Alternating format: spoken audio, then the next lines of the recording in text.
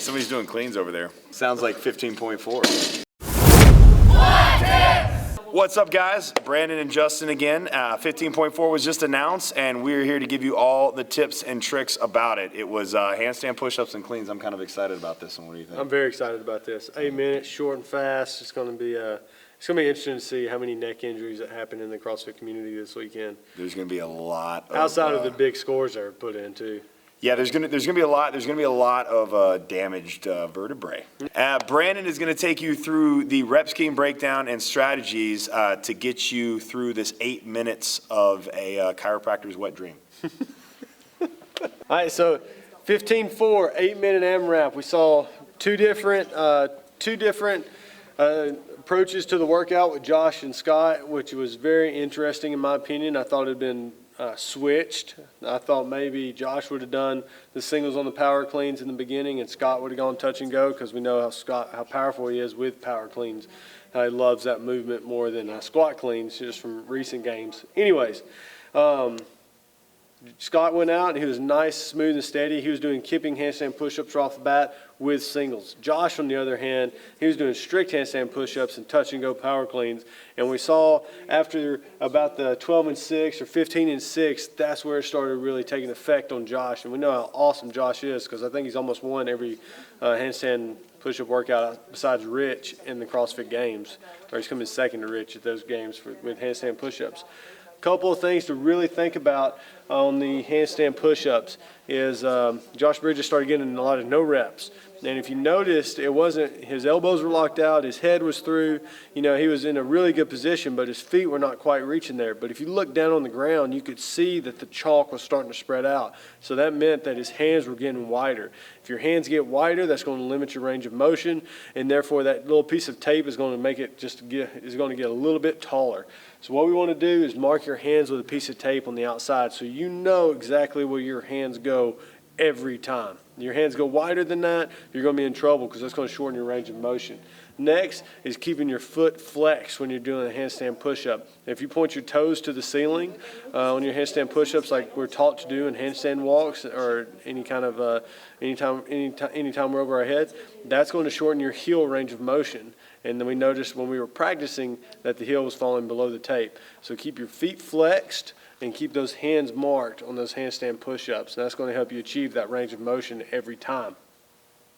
Also in the handstand push-ups, say you got, 20, 30 plus handstand push-ups. You should be able to go unbroken and fast up to the rounds of 12 and 15. Then once we get up to rounds in 18, everything else, you should probably break those up and think about one big set and then a couple of small sets after that. On the power cleans, Scott Pinchak's got, 330, 340 pound power clean, and he was doing singles right off the bat. A lot of people think they're He-Man out there just because it's 185 pounds and they have a 300 pound power clean or 300 pound plus power clean. They should just touch and go these reps because it's nothing.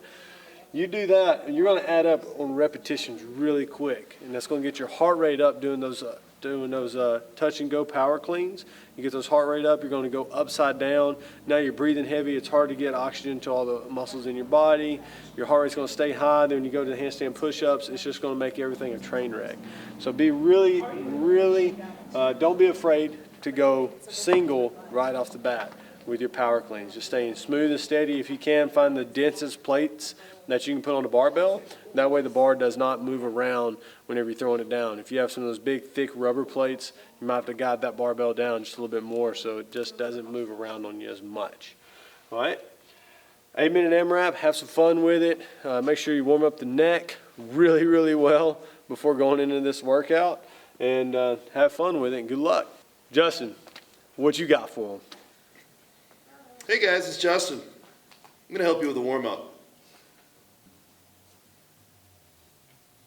All right, guys, so for the warm-up, it's not going to take a whole lot today. Basically, we just want to wake up the central nervous system, and we want to get the shoulders warm. So what we think you should probably do is do about an 8 to 10 minute EMOM of 3 to 5 box jumps, a little bit taller than normal. Work your way up 20, 24, 30 inch, and 3 to 5 snatch grip push press. That's behind the neck. This weight needs to be pretty light, just kind of getting you hot and sweaty, getting you out of breath, and getting you used to those movements. After that, go ahead and work up really quickly with singles to the weight that you're going to be using for whatever division you're in. And then a little bit more of a moderate, a little bit heavier weight, but still moderate weight on snatch, grip, push, press. Water's fucking me up. I just hear like in the background. We see a lot of people with mobility issues have trouble with handstand push-ups. So we're going to try and open the chest up with these snatch grips behind the neck and really kind of get us in a good position for this 8-minute workout that we're going to do. So how'd it go? Was there a difference? Yeah, so first I did 9 unbroken. My heart rate started about 95 and it jumped to about 135 by the end of the set. I mean, I was fatigued, I was breathing a little heavy, but kind of normal workout feeling. And then I waited till my heart rate came back down to 95, did it again, all singles, and my heart rate actually jumped to 145. Both times they came down a lot quicker, but obviously the singles took almost double the time of the unbroken set. So if I had to give some advice from kind of just doing it, I would think maybe hold sets of 3, maybe 4 or 5. I don't think you should go to singles, especially not if you're using these like rubber high temp plates that are kind of bouncing all over. So the more you can kind of keep the bar in your hands, I think will be better, as long as this isn't extremely heavy for you. Go fast, Go look fast pretty. And, go fast and don't suck. Now who's going to hit record? Oh, you didn't record it? I'm just kidding. See you next week.